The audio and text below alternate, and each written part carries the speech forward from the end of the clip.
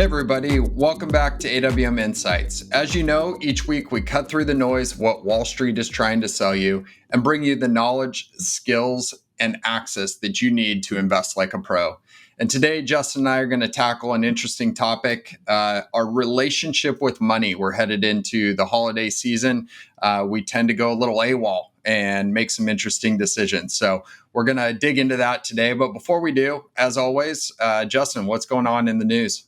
Well, let me first say happy Thanksgiving to everyone. My favorite holiday. You get to eat and drink some fantastic wine and actually Learn something new about you. not worry about gift giving. I mean, that's one of the things I actually like about it. On the news front, so unemployment has continued to improve, or rather unemployment claims to be specific. So again, this is a weekly statistic that is closely watched, but is incredibly noisy.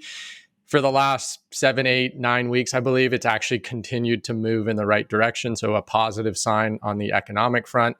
On the IPO front, we touched on the Rivian IPO, upcoming IPO in one of the last podcasts, and they did go public, and it's been an incredible roller coaster ride. Kind of just underscores the crazy market dynamics that we are in right now. It IPO'd around $78 a share, I believe, in the 70s, and went up to 170 something, and has come back down into the $135 range as of this recording. So it's been an incredible roller coaster ride, and it's, I think, double the value of Ford at this point in time, which is just mind-boggling. I mean, they don't really have a product yet, so we'll see how that all unfolds.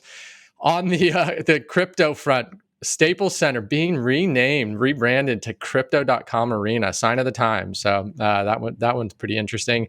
And then on the legislative front, House did just pass the Build Back Better Act, I believe is what it's called. And then going more towards the topic at hand, National Retail Federation has come out and predicted that this holiday season will be the highest retail sales on record. So people are going to expect it at least to have their credit cards out and checkbooks and whatever, maybe even selling some of their crypto to buy those gifts. But it's a great time as we head into the holidays, and with that headline to touch on our relationship with money. Well, we know selling crypto for gifts is blasphemy, so that's certainly not going to happen. But, I think it's such an interesting topic this time of year, because we just seem to really lose sense of money and our relationship with money. It seems like, we're buying gifts and we're doing different things. And I think, sometimes taking a step back and saying, like, why am I giving this gift? Am I giving this gift for me so I can show off and do something? Or is this really a thoughtful gift for somebody else? And I think that, like, the investigation of that even simple little problem or analysis tends to reveal quite a bit about our relationship with money. And it's, I'd be remiss if I don't recount this story. You should have seen the look on Eric's face one year when I gave the guy a water buffalo for Christmas. It blew his mind.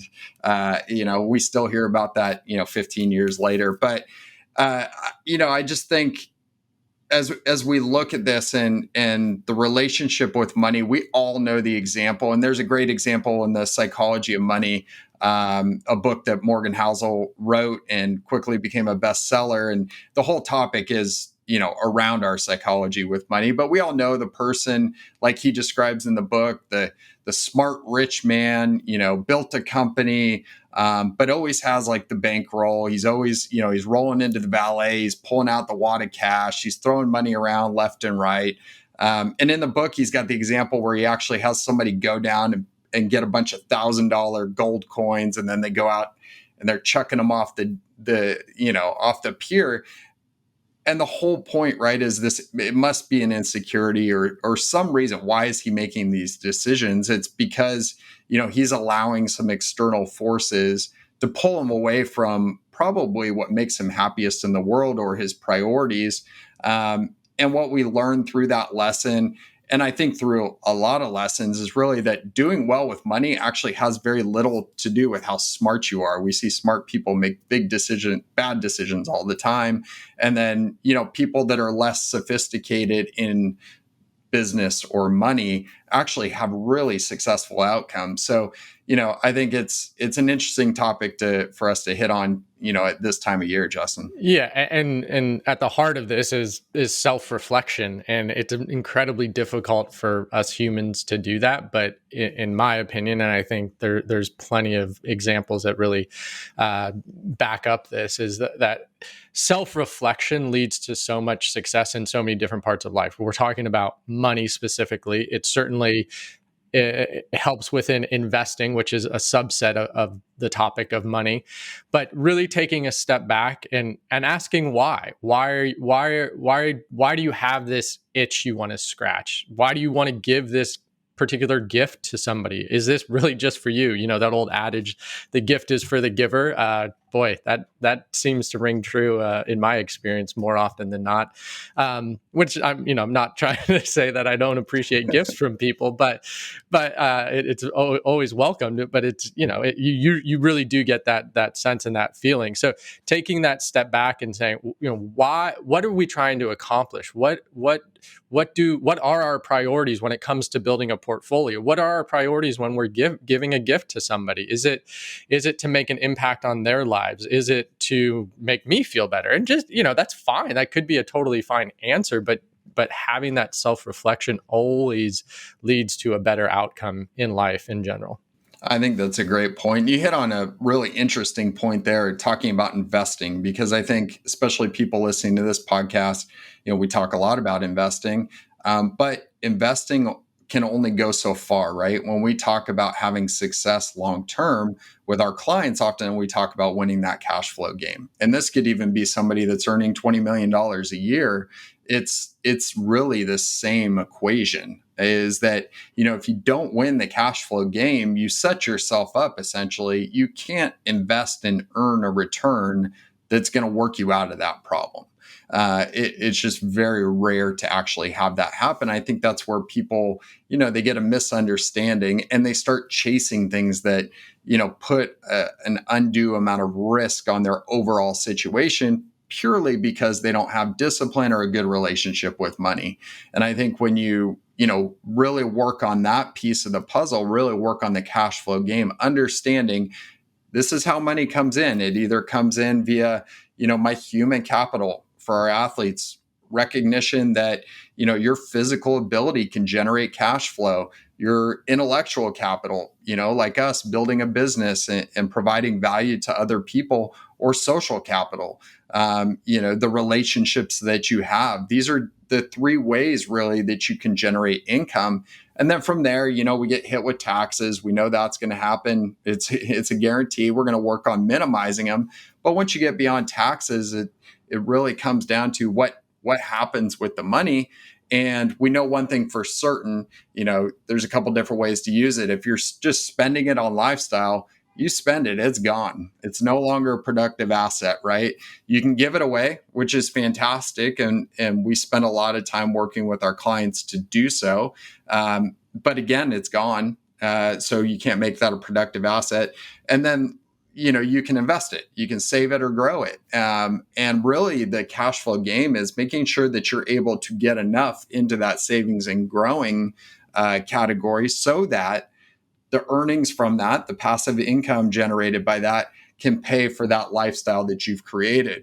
And so it's this kind of circular equation. And if you really mess up the bottom half of that, you spend far too much, you're not going to be able to get enough into the part of the equation that starts to generate the income to pay for the rest of your life. So, And I think inherent in this is well, obviously the psychology around this, but also planning, right? I think the psychology that people get caught up in very frequently is, oh, I'm going to make more next year, or oh yeah, I have a big contract. I know it's going to happen in a year or two or whatnot, my company's going to sell for whatever X multiple, or I'm going to get hired and get stock options, get equity in a startup, and that's going to 10x, right?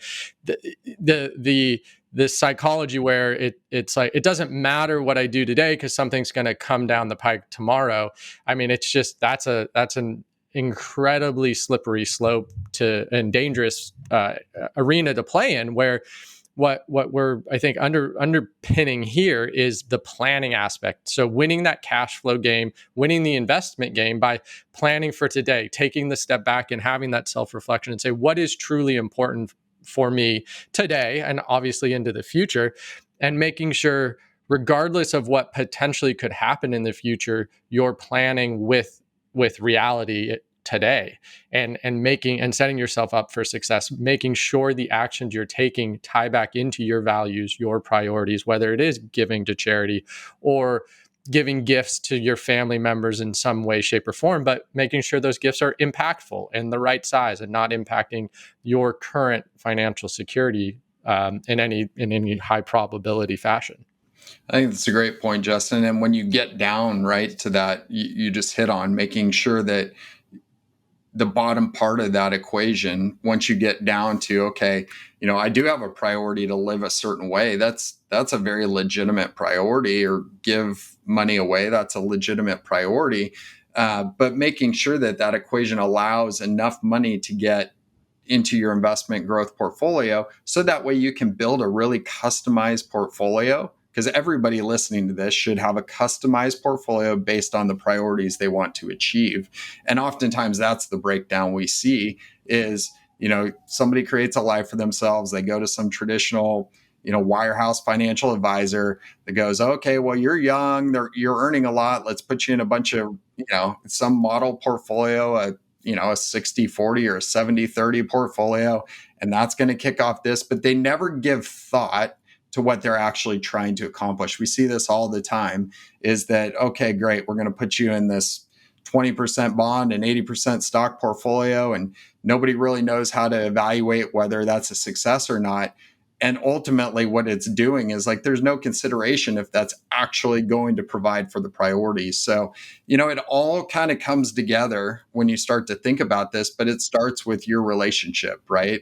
What are you trying to achieve with the assets that you've been able to accumulate, or the income that you've been able to generate? And it all breaks down, if we don't go back to these decisions that we're making, certainly in a very minor way in this holiday season. But it's really identifying the type of person you want to be, the priorities, the behaviors, et cetera, and making sure that we're optimizing for that.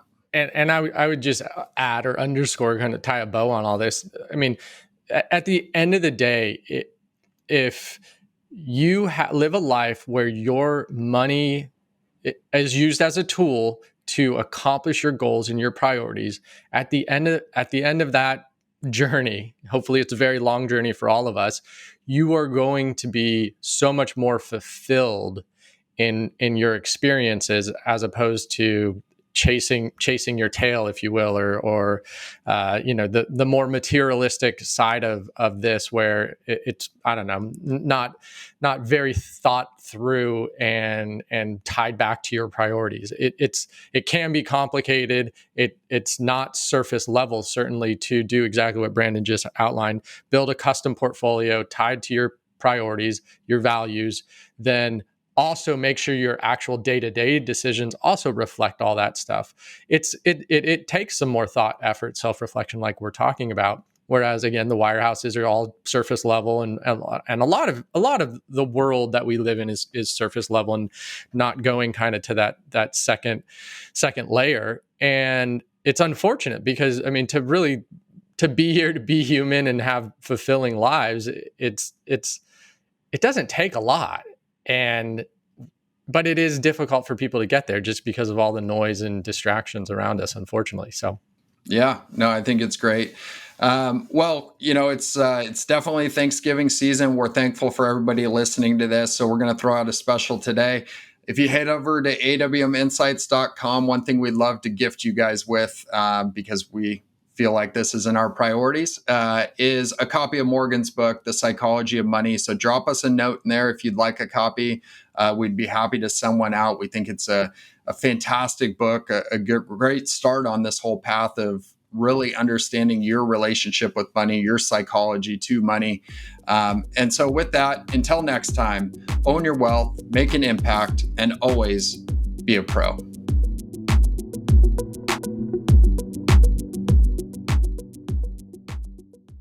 The information in this podcast is educational and general in nature and does not take into consideration the listener's personal circumstances. Therefore, it is not intended to be a substitute for specific, individualized financial, legal, or tax advice. To determine which strategies or investments may be suitable for you, consult the appropriate qualified professional prior to making a final decision.